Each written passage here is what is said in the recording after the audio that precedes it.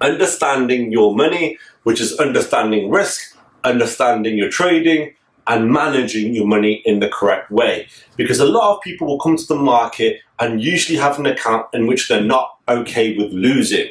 We do not want anyone taking our course ever being in a position in which they've blown their whole account, they've took out a loan, they've sold their property, they've done anything ridiculous to fund their account. Guys, we strongly recommend, even for your psychology, you need to be stable in life. Now, stable, if you've got a full-time job, keep that full-time job.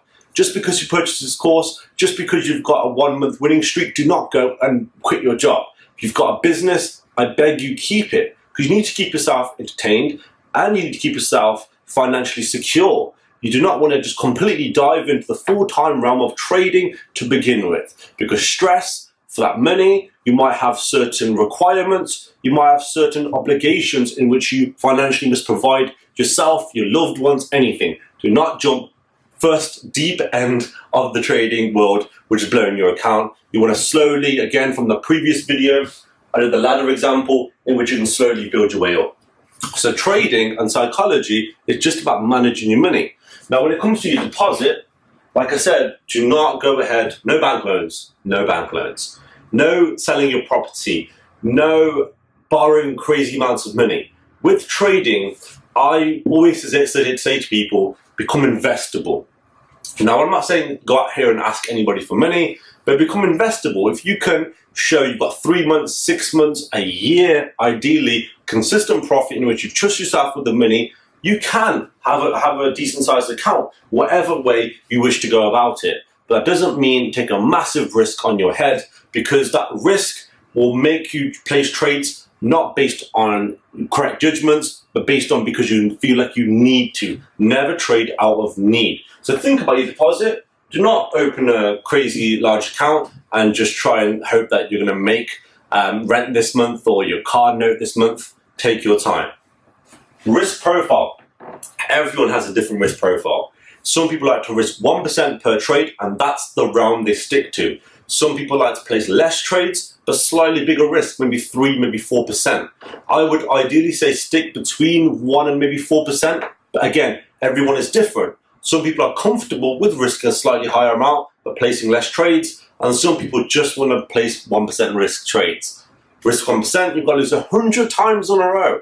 You risk 2%, you've got to lose 50 times in a row to blow your account. And if that does happen to you, I don't even know what to tell you. Yeah, that shouldn't happen to you. You shouldn't lose 50 or 100 trades in a row. So the risk profile, again, just figure that out. Now, loss limit might be new to a lot of people. It's just terminology that I use in my own trading. And when I first started, eventually after I got a little bit of confidence and a little bit of experience, I opened an account of £10,000. And with that 10,000, I couldn't afford to lose the whole thing. So all I did in my mind was place a loss limit. And that loss limit was 20% back then, which basically meant if my account goes from 10,000 to 8,000, I'm going to stop trading. I'm just going to stop, take a step back and figure out what I might be possibly doing wrong, rather than just keep on trading until you end up on zero.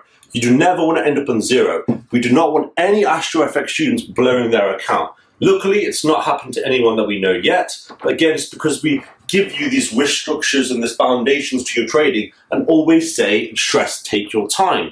So your loss limit could be anything. For some people watching this video, it could be 10% of their account, 50% of their account.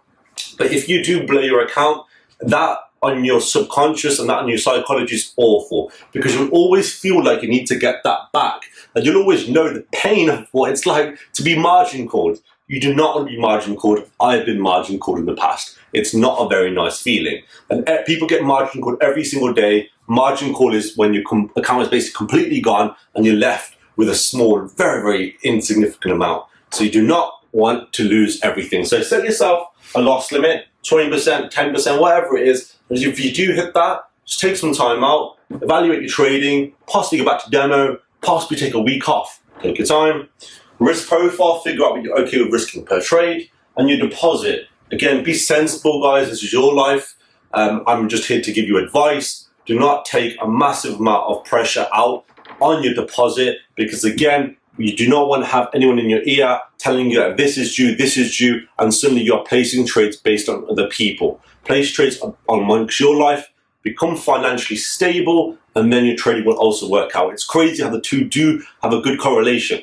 If you're not desperate for the money, your trading will take off. Now, I've seen that with particular students that have come in here that have been slightly successful in other fields. They've understood money and they've been able to put it out there for risk, and the rewards have come back. And you've got other people that are so stressed about their money that even if the technicals are on point, their psychology will never let them gain those kind of rewards from the market. So again, manage your money and understand your money, because that will depend on the success or the failure of your trading.